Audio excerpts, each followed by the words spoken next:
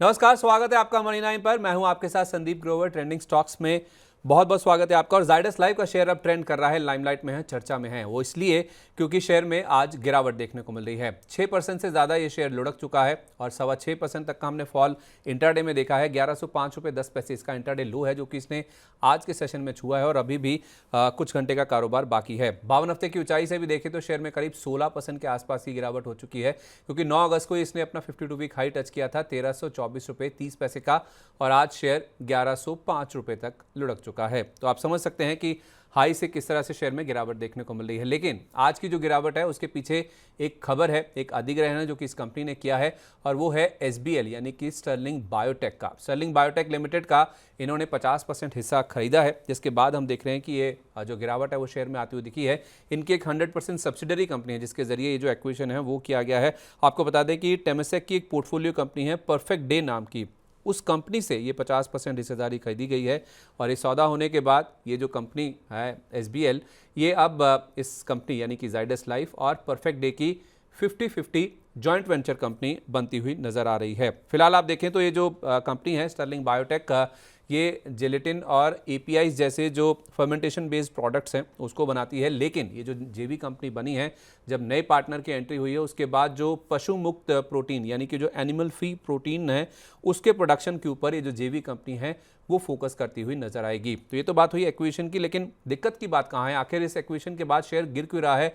Analyst fraternity की अगर आप बात करेंगे, जितने भी एनालिस्ट हैं वो इस डील को थोड़ा सा आईब्रोज रेस कर रहे हैं इस डील को लेकर, यानी कि थोड़ी सी चिंता जता रहे हैं इस डील की जहाँ तक बात है। और इसमें दो तीन बातें हैं। पहली तो बात है वैल्यूएशन की। वैल्यूएशन अगर आप देखेंगे तो ये जो 50% हिस्सा है वो 550 करोड़ रुपए की रकम में खरीदा गया है, जिसको लेकर नमूरा ने चिंता जताई है। उनका ये कहना है कि 50% स्टेक अगर 550 करोड़ रुपए में खरीदा गया है तो जाहिर सी बात है फिर कंपनी का जो वैल्यूएशन है वो 1100 करोड़ रुपए बनता है। ये जो 1100 करोड़ रुपए का वैल्यूएशन है ये 70% के प्रीमियम पर है। किस चीज़ पे प्रीमियम है? जो दिवालिया प्रक्रिया इस कंपनी के खिलाफ शुरू हुई थी वहां पे अगर आप देखेंगे तो 640 करोड़ रुपए का इस कंपनी का वैल्यूएशन लगा था, और उस भाव से इस कंपनी ने यानी कि जायडस लाइफ ने 70% का प्रीमियम देके ये जो हिस्सेदारी है वो खरीदी है। हुआ क्या था, जून 2018 में SBL के खिलाफ दिवालिया प्रक्रिया शुरू हुई थी और उसके बाद हमने देखा था कोई खरीदार नहीं मिलता वो दिखा था। फाइनली ये कंपनी लिक्विडेशन में जाती हुई दिखी थी। NCLT ने मई 2019 में इस कंपनी के लिक्विडेशन का फैसला सुनाया था, और लिक्विडेशन में जो ई ऑक्शन की प्रक्रिया हुई थी उसमें ये जो टेमेसेक की पोर्टफोलियो कंपनी है जिसकी बात मैंने करी परफेक्ट डे, इसने ई ऑक्शन के जरिए इस कंपनी को 640 करोड़ रुपए की रकम में खरीदा था। और अब जब स्टेक बेचा गया है, ये 1100 करोड़ रुपए की रकम में बेचा गया है, तो नमूरा ने ये कहा है कि 2 साल के अंदर ही 70% का जो प्रीमियम दिया गया है, ये एक तो चिंता की बात है। महंगे वैल्यूएशन पर यह डील होती हुई नजर आई है। दूसरी ओर आप देखिए इस कंपनी के अगर आप फाइनेंशियल्स की बात करेंगे, SBL की अगर हम बात करें तो FY24 यानी कि मार्च में जो वित्त वर्ष खत्म हुआ है, इस कंपनी ने 450 करोड़ रुपए का रेवेन्यू क्लॉक किया था।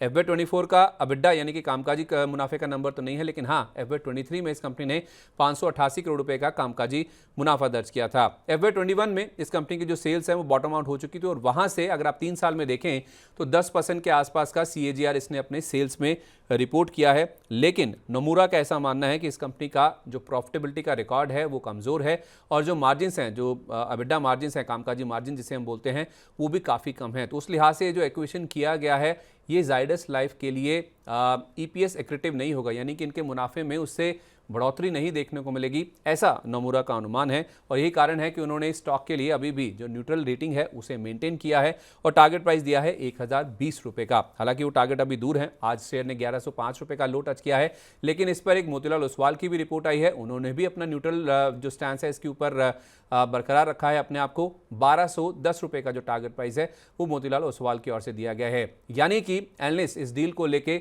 चिंता जाहिर कर रहे हैं, न्यूट्रल रेटिंग दे रहे हो। इनफैक्ट नोमुरा ने तो 1020 तक के जो टारगेट्स हैं वो भी बता दिए हैं। हमने भी कुछ एनालिस्ट से बातचीत करी है। हमने Lakshmi Shri investment and securities के head of research Anshul Jain ji से बातचीत करी। उनका तो साफ कहना है कि शेयर में से निकल जाइए। उन्होंने बिकवाली करने की राय दी है। उनका ये मानना है कि 2 से 3 महीने में शेयर पहले तो 900 और उसके बाद 750 रुपये का जो लक्ष्य है वो भी हासिल कर सकता है। यानी कि 1100 रुपये के आसपास शेयर खड़ा है, यहाँ से भी 30-32% के आसपास का और जो फॉल है वो शेयर में देखने को मिल सकता है।